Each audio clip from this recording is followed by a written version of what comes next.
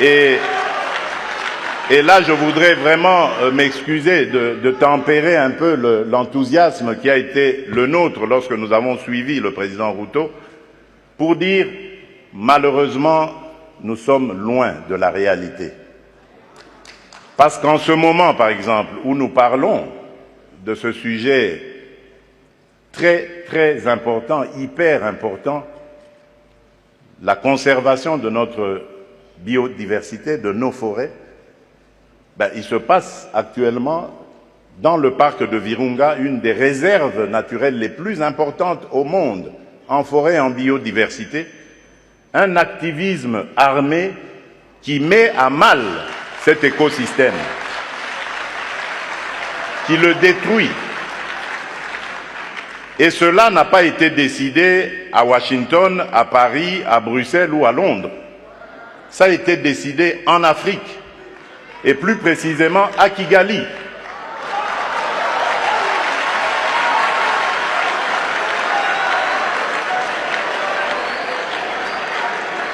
C'est l'œuvre d'un frère africain.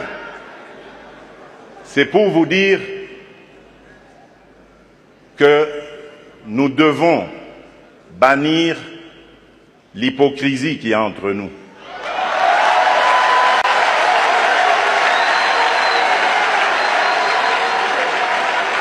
Nous devons bannir des fléaux tels que le tribalisme, la haine de l'autre. Et c'est là, je crois, que nous pourrions parler d'abattre nos barrières, d'effacer les tarifs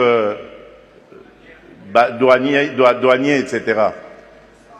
Tout simplement parce que, malgré nos engagements, rappelez-vous, à l'Union africaine, l'horizon 2020 était l'objectif pour faire taire les armes en Afrique.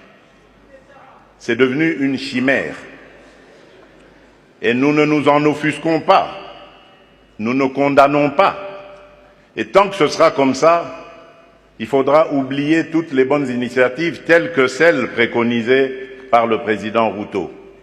Nous devons avoir le courage de nous regarder entre Africains, les yeux dans les yeux.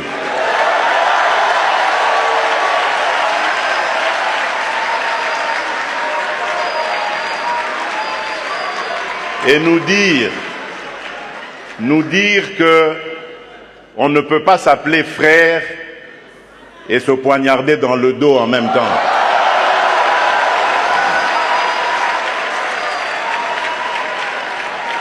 Nous devons arrêter de rejeter nos responsabilités sur les étrangers non africains. La colonisation, ça fait une soixantaine d'années qu'elle allait terminer en Afrique. Ceux qui nous avaient colonisés, divisés, aujourd'hui ils ont compris le sens de la paix. J'en veux pour preuve la France et l'Allemagne, pour ne citer que ces deux pays, qui étaient les meilleurs ennemis dans le passé et qui sont les meilleurs amis aujourd'hui, le moteur de l'Union européenne.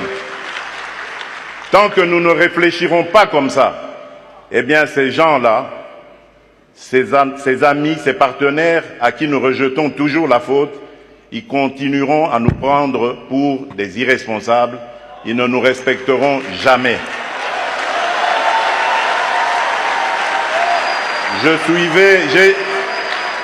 J'ai suivi tout à l'heure avec attention l'adresse du président Macron, toute sa bonne volonté à vouloir venir dans des partenariats, mais j'ai tout de suite compris par son attitude que c'était du politiquement correct. Il n'en croyait pas un mot. Non pas parce que lui est menteur, non, loin de là. Parce que nous ne sommes pas sérieux, et eux le savent. Le jour où nous mettrons fin à ce à quoi nous assistons aujourd'hui, à l'est de la République démocratique du Congo par exemple, des voisins qui viennent semer la pagaille, la mort, la désolation, uniquement dans le but de s'enrichir, de piller les ressources. Le jour où nous mettrons fin à ce genre de comportement, alors oui, là nous aurons compris.